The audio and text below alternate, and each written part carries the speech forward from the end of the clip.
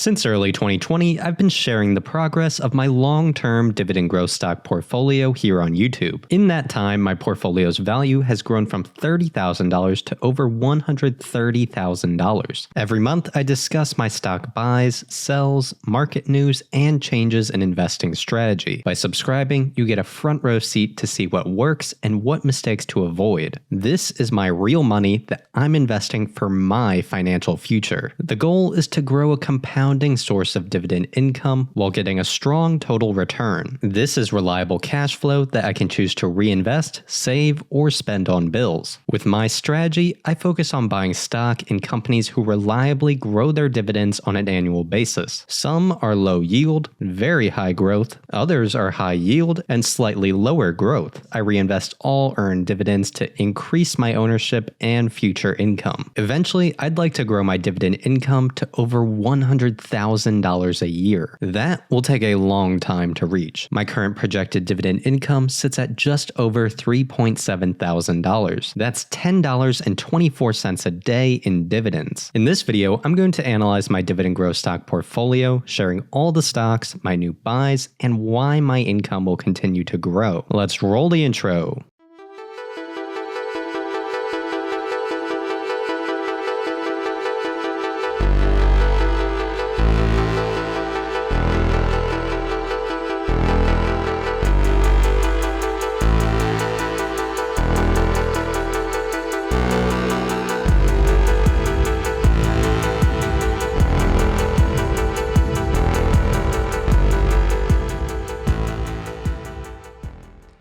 My name is Zach, this is Dividend Data, and you should leave a like and subscribe if you enjoyed the video. Throughout, I'll be using my stock research and portfolio tracking tool, which is available at dividenddata.com. Here you can analyze stock financials and get unique dividend insights for your portfolio. If you want to try out dividenddata.com, there is now a 14-day free trial. Link in the description and pinned comment. Now let's dive into my portfolio. The current value of my dividend portfolio sits at $131,072. With $100,670 invested, my total return is a 30.2% gain. This account contains 14 total stocks. Microsoft is my top holding, valued at $33.7 thousand and a 38% gain. This is followed by ExxonMobil at an $18.4 thousand total value and a massive 226.37% gain. Ultra is my third largest, valued at $16.3 thousand